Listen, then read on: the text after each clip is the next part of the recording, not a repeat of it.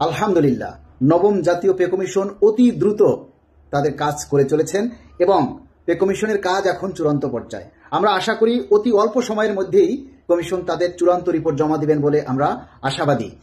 আজ অর্থ উপদেষ্টা মহোদয় একটা সভায় বলেছেন যে পে কমিশনের বিষয়টা আগামী সরকার এসেও ইস্যু করতে পারে। শুনুন। পে কমিশনের ব্যাপার আছে, সেটা আমরা এখন কিছু বলতে পারি না, কারণ ওটা দেখা যাবে সেটা পাবলিকরা, সেটা আগামী সরকারের দিকে, আগামী সরকারই হয়তো সেটা ইস্যু করতে পারে।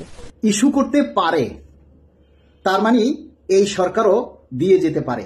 এই সরকার যে দিবেন না বা দিতে পারবেন না এ কথাটা কিন্তু একবারও বলেননি। ওনারা বলেছেন যে পে স্কেলের বিষয়টা পরবর্তী সরকার এসেও ইস্যু করতে পারে। একটা কথা তো আমাদেরকে বুঝতে হবে, পে স্কেল বাস্তবায়ন করতে গেলে বিশাল একটা অর্থের বরাদ্দ রাখতে হবে। সেই অর্থের বরাদ্দটা যদি এই ডিসেম্বরে সংশোধিত বাজেটে রাখা যায় তবেই পে স্কেল বাস্তবায়ন করা এই সরকারের আমলে সম্ভব হবে।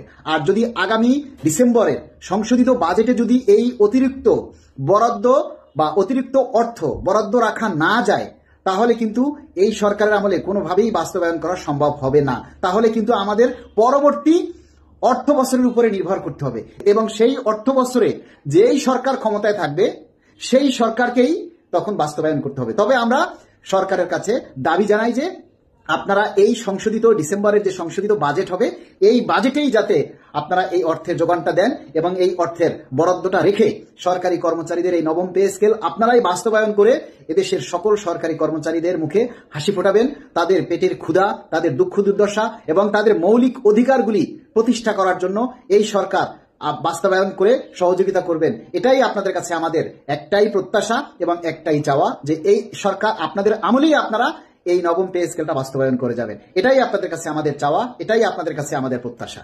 এবং এই সরকারের প্রতি আমাদের অনুরোধ থাকবে, আপনারা নবম পে স্কেলের গেজেট প্রকাশ করে যান।